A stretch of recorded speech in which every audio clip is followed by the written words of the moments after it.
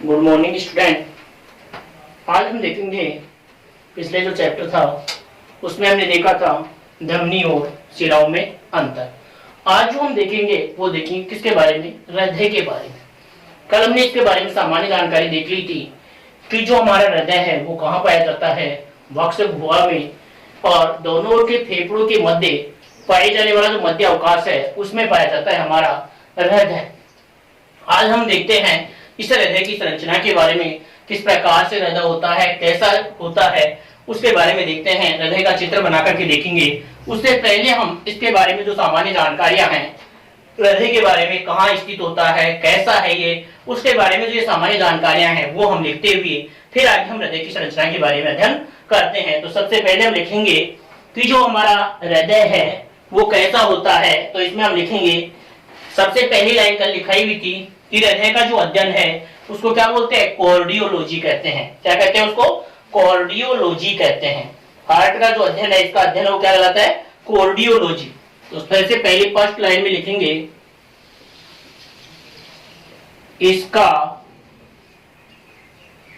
अध्ययन, इसका अध्ययन कार्डियोलॉजी, इसका अध्ययन कार्डियोलॉजी कहलाता है, कहलाता है। मतलब हृदय का जो अध्ययन है वो क्या कहलाता है, कार्डियोलॉजी कहलाता है। कार्डियोलॉजी जो शब्द है उसको आप अंडरलाइन कर लेंगे। कौन शब्द को, कार्डियोलॉजी शब्द को, इसका अध्ययन है वो क्या कहलाता है, कार्डियोलॉजी। जिस शाखा में अध्ययन किया जाता है हृदय का वो कहलाती है कार्डियोलॉजी। फिर हम आगे देखते हैं कि ये कैसा होता है हृदय, बंद मुट्ठी के आकार का होता है और वक्ष गुहा में यह बंद मुट्ठी के आकार का,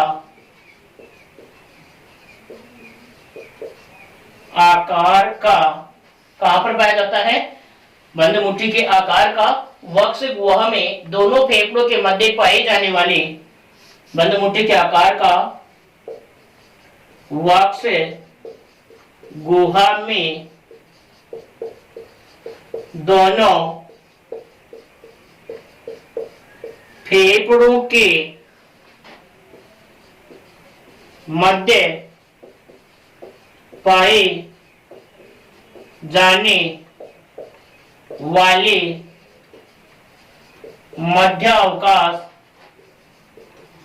मध्य अवकाश में थोड़ा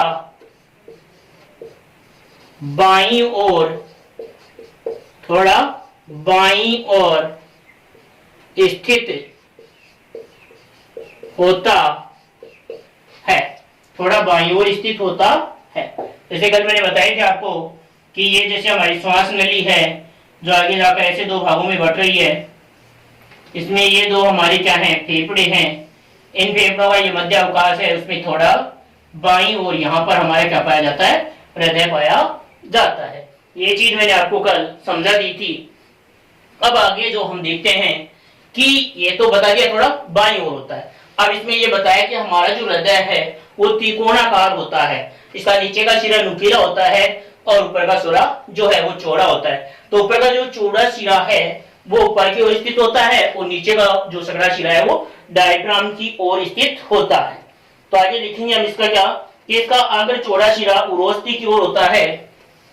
अब ये लाइन में लिखेंगे, इसका अग्र चौड़ा सिरा, इसका अग्र चौड़ा सिरा उरोस्थि की ओर होता है, उरोस्थि की ओर होता है, तथा पश्च नुकीला सिरा डायफ्राम, पश्च नुकीला सिरा डायफ्राम की ओर होता है।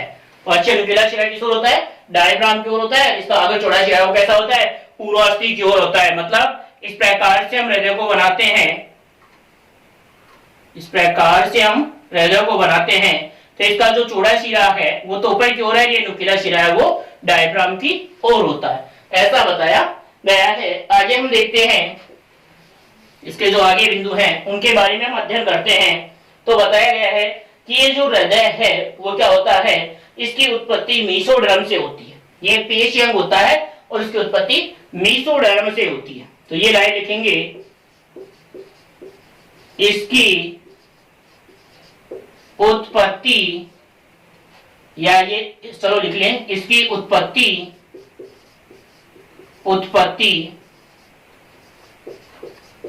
मीसोडर्म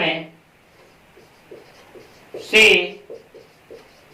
होती है और यह एक पेशी अंग है। ये भी लिख लें, क्या लाइन में लिख लें, यह एक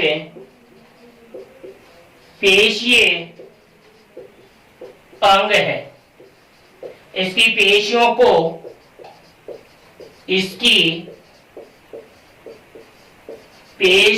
को हृदय पेशी कहते हैं। इसकी जो पेशियां हमको क्या बोलते हैं, हृदय पेशियां कहते हैं। हृदय पेशियां कहते हैं। मतलब ये पेशियां है, इसमें पाई जाने वाली पेशियां क्या कहलाती है, हृदय पेशी या कार्डियक पेशी। हृदय पेशी या क्या कहलाती है, कार्डियक पेशी कहलाती है। उसके बाद में हम आगे देखते हैं कि ये जो हृदय होता है वो दोहरी झिल्ली हृदय आवरण द्वारा घिरा रहता है। दोहरी झिल्ली द्वारा घिरा होता है, जिसे क्या बोलते हैं, हृदय आवरण या पेरिकार्डियम। तो आगे लिखेंगे, यह है दोहरी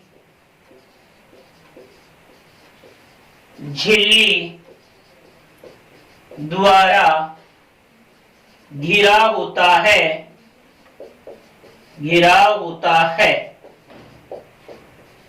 जिसे क्या बोलते हैं, हृदय आवरण या पेरिकार्डियम कहते हैं, या पेरिकार्डियम। हृदय आवरण या कोष्टक में लिख लेंगे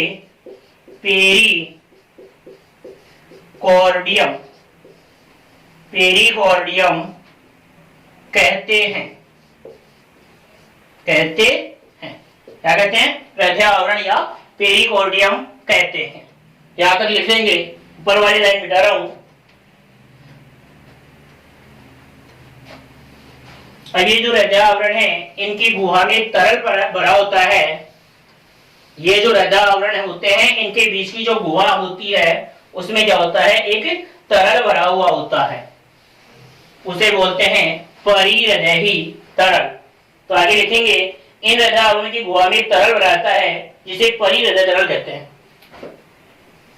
इन हृदय आवरणों की गुहा में एक तरल भरा होता है,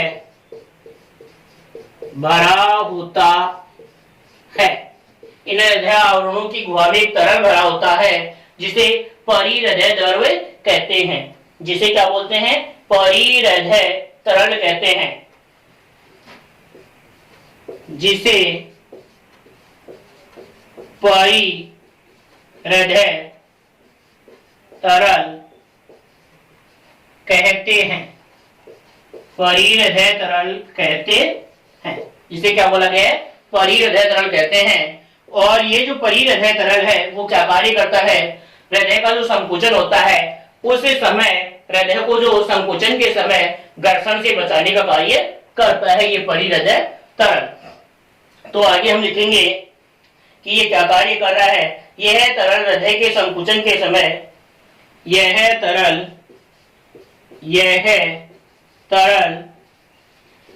हृदय के संकुचन के समय घर्षण को घर्षण को कम करता है, घर्षण को कम करता है। यह हृदय जो है वो क्या करता है, हृदय संकुचन के समय घर्षण को कम करता है। क्या करता है, घर्षण को कम करता है। जो हृदय में घर्षण उत्पन्न होगा उस घर्षण को कम करने का कार्य करता है ये परिहृदय तरल। फिर आगे हम देखते हैं कि जो हृदय की भित्तियां हैं वो कितने स्तरों से बनी होती हैं, 3 स्तरों से। हृदय की भित्तियां 3 स्तरों से बनी होती हैं,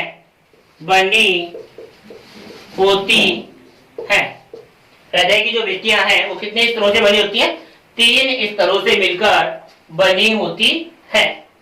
आगे हम देखते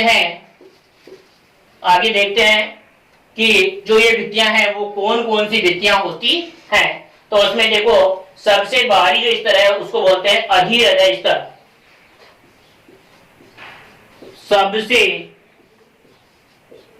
बाहरी स्तर को क्या कहते हैं, अधिहृदय स्तर।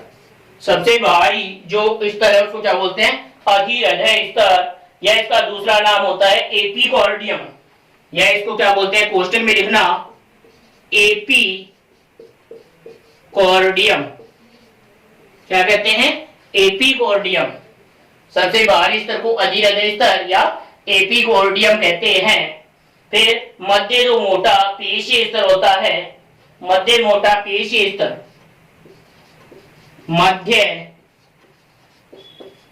मोटा पेशीय स्तर, मध्य मोटा पेशीय स्तर क्या कहलाता है, मध्य स्तर कहलाता है, या उसको बोलते हैं मायोकॉर्डियम। क्या कहते हैं उसको, मध्य हृदय स्तर या मायोकॉर्डियम। मध्य मोटा पेशीय स्तर इसको बोलते हैं मध्य हृदय स्तर या मायोकॉर्डियम। क्या कहते हैं इसको, मायोकॉर्डियम कहते हैं। उसके बाद में जो ये तीसरा स्तर आता है हमारा हृदय का, जो तीसरा स्तर अंदर वाला वो पतला स्तर होता है।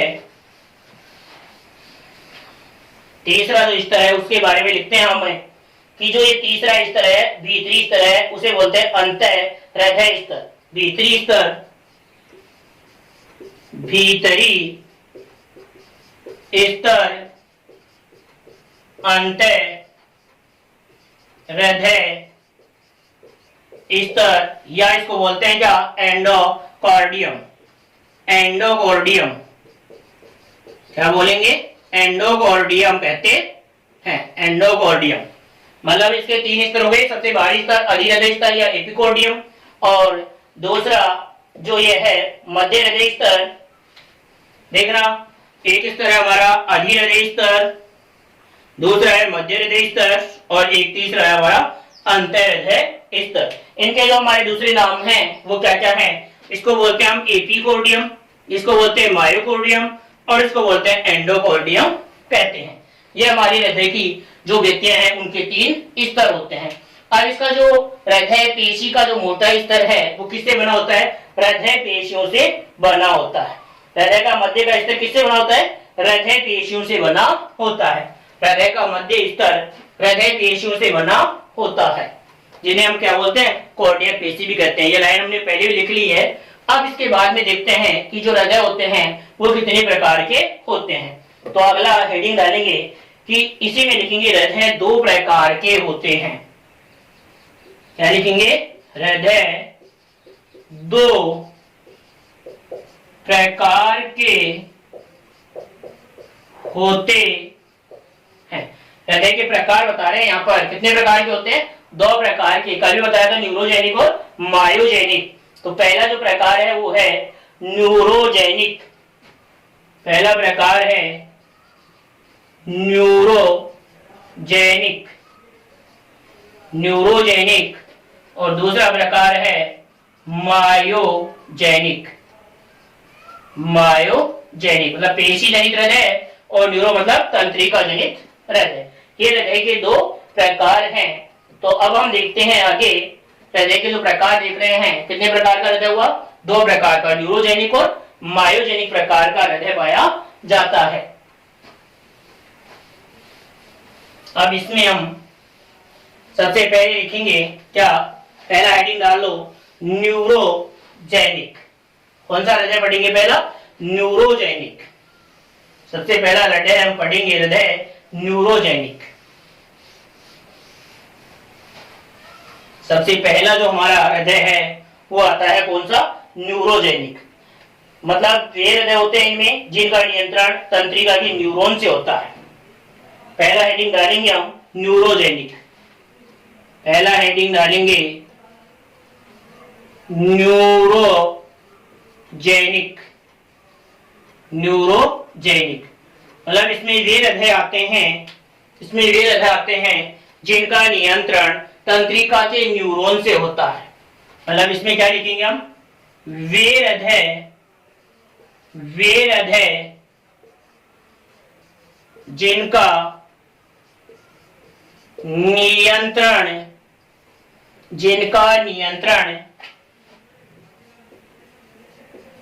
तंत्रिका के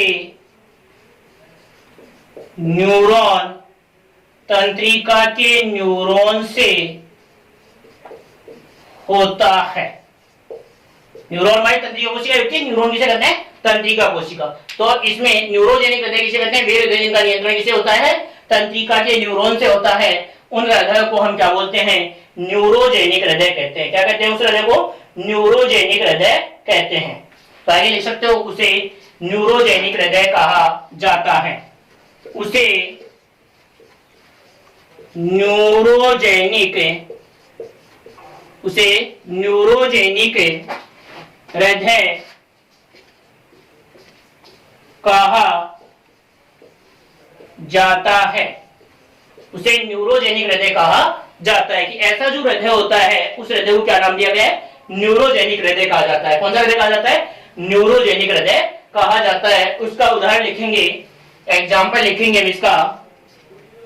तो एग्जाम्पल में कॉकरोच, एग्जाम्पल में देखो कॉकरोच, और दूसरा एग्जाम्पल हम लिखेंगे कीट। अन्य जो कीट है उनका जो हृदय होता है वो कौन सा होता है, न्यूरोजेनिक हृदय होता है। कौन सा हृदय होता है, न्यूरोजेनिक हृदय। दूसरा हमारा हृदय का प्रकार है कौन सा, मायोजेनिक। कौन सा प्रकार है, मायोजेनिक। तो पहला लिखे, उसके बाद में दूसरा हेडिंग डालेंगे हम मायोजेनिक। कौन सा हृदय पढ़ेंगे, मायोजेनिक। तो दूसरे हृदय का प्रकार देखते हैं, मायोजेनिक। दूसरा हमारा जो हृदय आता है वो आता है मायोजेनिक। दूसरा प्रकार डालेंगे और लिखेंगे मायोजेनिक। कौन सा हृदय लिखेंगे, मायोजेनिक। इसका होता है कि वे हृदय जिनका नियंत्रण स्वयं हृदय के द्वारा होता है। वह हृदय जिसका नियंत्रण स्वयं हृदय करे, वह हृदय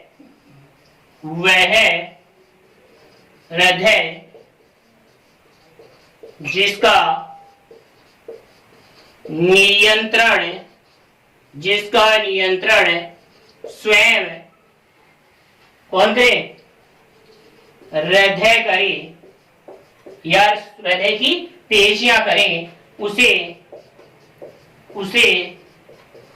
मायोजेनिक हृदय कहते हैं। उसे कौन सा हृदय कहते हैं, मायोजेनिक हृदय कहते हैं। उसे कौन सा हृदय कहते हैं हम, मायोजेनिक हृदय कहते हैं। कौन से हृदय को, कि वे हृदय जिनका नियंत्रण स्वयं हृदय करे या हृदय की पेशियां करें। इसमें पेशी जनित हृदय भी होता है ये। और इसमें कौन सा, कि उसे हम क्या बोलेंगे, न्यूरोजेनिक, जिसमें कौन नियंत्रण कर रहा है, न्यूरॉन से। नियंत्रण कौन कर रहा है, न्यूरॉन। और इसमें नियंत्रण कौन कर रहा है, स्वयं हृदय कर रहा है, इसलिए इसे मायोजेनिक हृदय कहते हैं। अगला हम देखते हैं कि इसका जो एग्जाम्पल देखेंगे वो आएगा स्तनधारी। इसका एग्जाम्पल क्या आएगा, स्तनधारी। इसका एग्जाम्पल क्या होगा, स्तनधारी।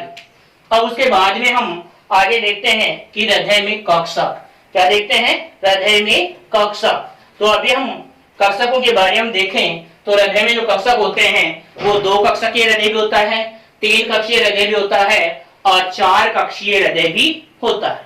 तो हम देखेंगे कि 2 कक्षीय हृदय वो किसमें होता है, 3 कक्षीय हृदय किसमें होता है और 4 कक्षीय हृदय किसमें होता है, उसके बारे में हम देखते हैं आगे। तो आगे देखेंगे हम हृदय में कक्षक।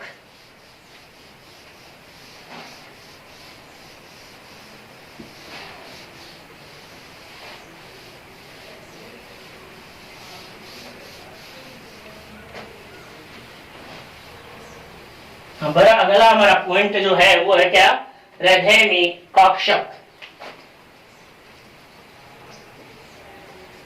हृदय में कक्षक, हृदय में क्या देखेंगे हम, कक्षक देखेंगे। तो हृदय में कक्षकों के आधार पर जो हमारा हृदय होता है वो 3 प्रकार का होता है। 2 कक्षक, पहला जो प्रकार है उसमें हम लिखेंगे क्या, 2 कक्षक। दूसरा जो प्रकार है उसमें क्या लिखेंगे, 3 कक्षक। और तीसरा जो प्रकार है उसमें क्या लिखेंगे, 4 कक्षक। 2 कक्षक, 3 कक्षक और 4 कक्षक, ये हमारे जो हृदय हैं उनके बारे में हम देखते हैं। तो 2 कक्षक, जिस हृदय में 2 कक्षक हों उसमें क्या होगा, एक होगा आलिंद और एक क्या होगा, नीले। एक क्या होगा, नीले। एक आलिंद होगा और एक क्या होगा, नीले होगा। और इसका जो हम उदाहरण देखेंगे तो वो उदाहरण आएगा क्या, मछली। क्या आएगा, मछली। कि जो मछलियां हैं या जो भी हमारे जलीय जो जीव हैं उनमें हृदय बताया गया है कैसा, 2 कक्षीय हृदय होता है जिसमें एक आलिंद और एक नीला होता है। उसके बाद में हम ये देखें 3 कक्षक वाला देखें तो इसमें क्या होता है, 2 आलिंद होते हैं, 2 आलिंद होते हैं और एक क्या होता है, नीले। एक क्या होता है, नीले। इसका हम एग्जांपल देखें तो इसके एग्जांपल में होते हैं उभयचर, और आते हैं उभयचर। इसमें कौन आते हैं, उभयचर। और उसके बाद में अगर हम देखें 4 कक्षक, 4 कक्षक, तो 4 कक्षक वाला हम देखें तो इसमें होंगे 2 आलिंद, 2 आलिंद और 2 ही क्या होंगे, नीले। 2 ही आलिंद होंगे और 2 ही क्या होंगे, नीले होंगे। और इसका उदाहरण जो है वो आता है क्या, स्तनधारी। इसके अलावा इसके जो मोस्ट उदाहरण है वो लिखना आप, वो आता है एक तो मगरमच्छ और एक घड़ियाल। मोस्ट उदाहरण लगा करके लिख लेना क्या, मगरमच्छ और दूसरा आता है क्या, घड़ियाल। मगरमच्छ और घड़ियाल, ये इसके उदाहरण हैं, जिसमें ये दोनों उदाहरण इसके क्या हैं, इंपॉर्टेंट उदाहरण हैं, मगरमच्छ और घड़ियाल। बाकी अन्य जो जलीय जीव हैं या उभयचर होते हैं उनमें 2 या 3 कक्षीय होते हैं। ये 2 ही जीव ऐसे हैं जिनमें कैसा हृदय होता है, 4 कक्षीय हृदय होता है, जिसमें कैसा हृदय होता है, 4 कक्षीय हृदय होता है। उसके बाद में हम लिखेंगे कि जो मछली है उनके हृदय में, मछली के हृदय में सदैव कैसा रक्त बनता है, अशुद्ध रक्त का परिवहन होता है। तो या तो नीचे नोट लगा करके लिखेंगे, नोट लगा करके क्या लिखेंगे, मछलियों के हृदय में सदैव अशुद्ध, मछलियों के हृदय में सदैव अशुद्ध रक्त का परिवहन होता है। सदैव अशुद्ध रक्त का परिवहन होता है। इसलिए इनके हृदय को, इसलिए इनके हृदय को क्या बोलते हैं, सीरिये हृदय। सीरिये हृदय भी कहते हैं, सीरिय हृदय भी कहते हैं। कौन सा हृदय कहते हैं? सीरिय हृदय भी कहते हैं। क्यों? क्योंकि इनके हृदय में सदैव कैसा रक्त बहता है? अशुद्ध रक्त बहता है। क्यों? क्योंकि शरीर के विभिन्न भागों से अशुद्ध रक्त कहाँ आता है? आलिन्य में आता है। आलिन्य से कहाँ चला जाता है? नीले में। और फिर नीले से अशुद्ध रक्त कहाँ जाता है? फेफड़ों में या फुफ्फुस में। और वहां से अशुद्ध रक्त बिना इसमें आए कहाँ चला जाता है? शरीर के विभिन्न भागों में। और वहां से इसमें आएगा और ऐसे जाकर ये तो हृदय में एक बार उजरा एक सीरिय या जो एक प्रकार का जो परिवहन है, दोहरा परिसंचरण नहीं, अगर एक पर एकल परिसंचरण है वो भी इसमें हम कह सकते हैं। अब इसके बाद में हम देखते हैं कि जो हमारी हृदय की संरचना है वो चित्र के माध्यम से देखते हैं कि जो हृदय की संरचना है उसका चित्र किस प्रकार का होता है। एक हम यदि भार के बारे में देखें तो आप लिख सकते हो कि जो पुरुषों में हृदय का भार होता है वो होता है 350 ग्राम और महिलाओं में हृदय का भार होता है 250 ग्राम। ये लिख लिया सबने। तो आगे देखते हैं, हम लिख लेंगे ये दो हेडिंग भी। पुरुषों में हृदय का भार, पुरुषों में हृदय का भार 350 ग्राम होता है। और नीचे वाली लाइन में लिखेंगे महिलाओं में हृदय का भार 250 ग्राम होता है। पुरुषों में हृदय का भार, पुरुषों में हृदय का भार कितना होता है? 350 ग्राम। और महिलाओं में जो हृदय का भार होता है कितना? 250 ग्राम। ये भी लिख लेंगे आप। उसके बाद में हम देखते हैं कि जो हृदय होता है उसकी संरचना है वो किस प्रकार की होती है। हृदय की जो संरचना है वो किस प्रकार की होती है उसको हम चित्र बना करके देखते हैं। तो यहाँ पर हम हृदय की संरचना का चित्र बनाते हैं। पहले आप चित्र देखेंगे, उसके बाद में ही आप चित्र को बनाएंगे। पहले देखेंगे चित्र कैसा है इसका, वो देखना। मैं यहाँ चित्र बना रहा हूं पहले, फिर उस चित्र को आप बना देखना। यहाँ पर आपने अपनी जो किताबें हैं इनमें कहीं देखा हुआ भी है, मैंने देखा भी बच्चों की किताबों में ऐसा बना हुआ। कुछ बच्चे हैं वो बनाते हैं ऐसा चित्र बनाते हैं, इसमें ऐसी लाइन खींचते हैं और यहाँ कुछ भी लिखते हैं, ऐसा चित्र होता है। तो ये हृदय नहीं होता है। ये क्या नहीं होता है? हृदय नहीं होता है। तो हृदय का चित्र होता कैसा है वो देखना आपको। बनाना कैसे है? बहुत आसान है। किताबों में जो दिया हुआ है उसको नहीं देखें कि किस प्रकार से बनेगा। आप यहाँ पर जो बना रहा हूँ उसके अनुसार सीखें। देखना जैसे आप बनाते हो वैसे ही मैं बना रहा हूँ, देखना। लेकिन 2 बार बना रहा हूँ, देखेंगे आप। यहां से मैं ये बना रहा हूं आपका, इधर से भी ये बना रहा हूं, फिर यहां ये आया, फिर यहां से वापस दोबारा से ये बना रहा हूं, यहां से ये बना रहा हूं। ये ऐसे हुआ, देख लिया। अब यहां से जो ये लाइन में ऐसे खींच रहा हूं, ये यहां से देखें हम, देखना सभी, ये लाइन ऐसे बना रहा हूं मैं।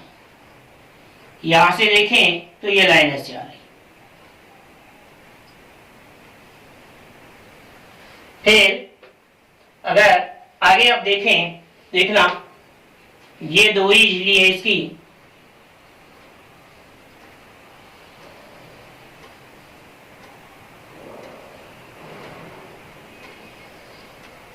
सही से बनाना आप अपनी नोटबुक में चित्र, या पेन इसमें थोड़ा फिसल जाता है, पेन से सही भी नहीं बन रहा है। इस बोर्ड पर चौक बोर्ड होता है, उस पर चित्र सही बनता है।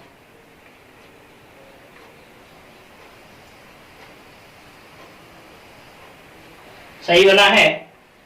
फिर आप देखेंगे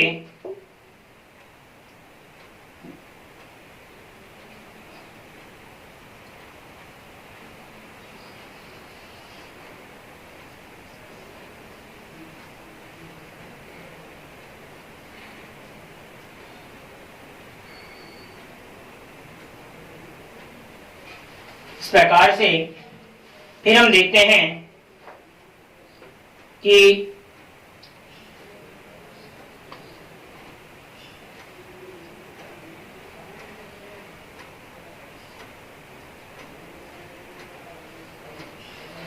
फिर इसके बाद में हम देखते हैं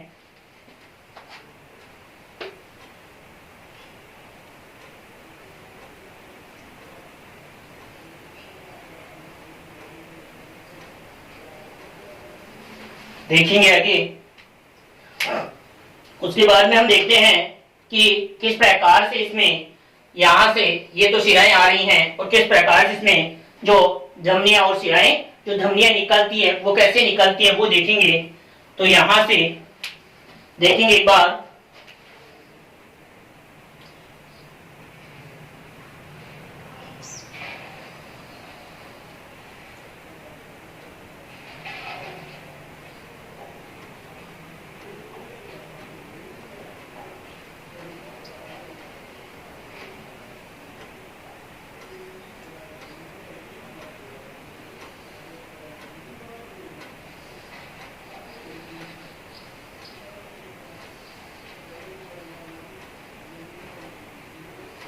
ये बना दिया।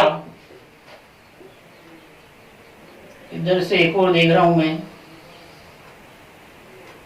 ये बना रहा हूं, ध्यान देना।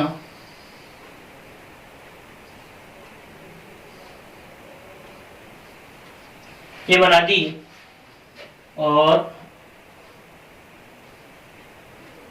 ये बना। अब मैंने ये बना दिया यहाँ पर। इसके बाद में देखना यहाँ पर ये एक संरचना होती है, एक संरचना ये यहाँ पर होती है। उसके बाद में इसकी संरचना में हम बाद में देखेंगे इन्हीं के बारे में। अब मैं यहाँ पर इनके जो नामकरण है वो देखता हूँ। क्या लिखता हूँ? नामकरण लिख रहा हूँ इसकी।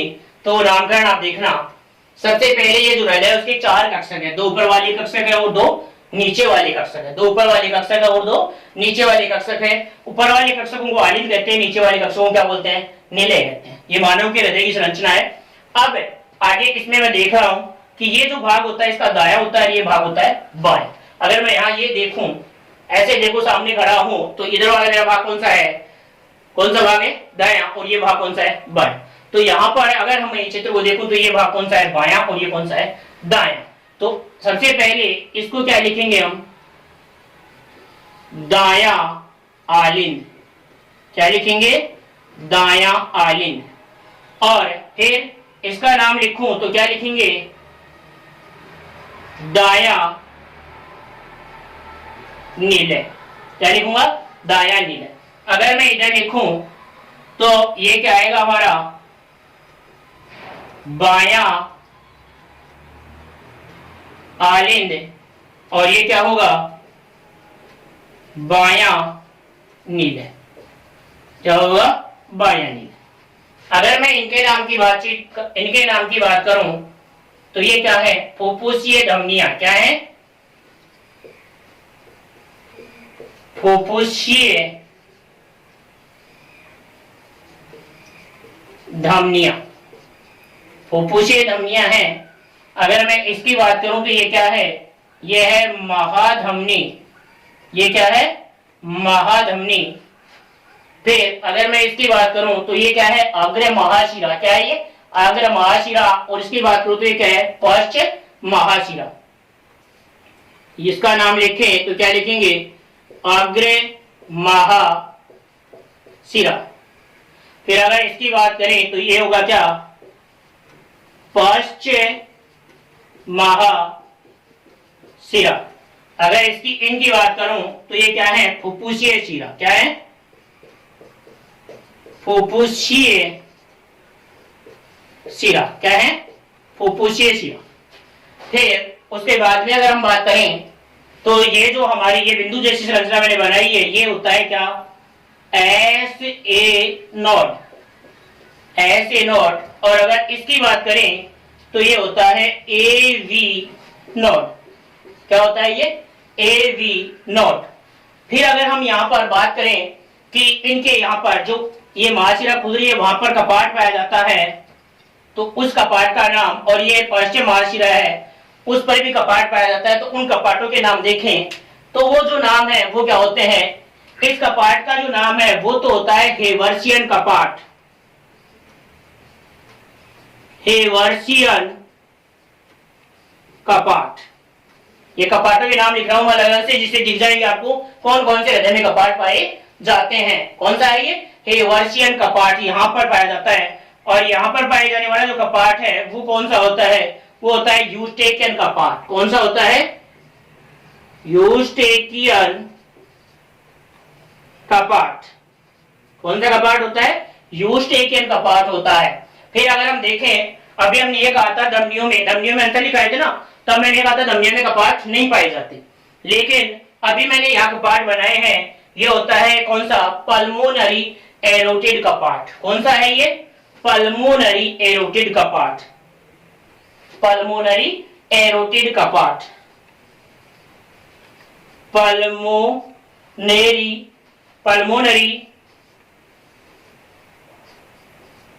एरोटिड कपाट।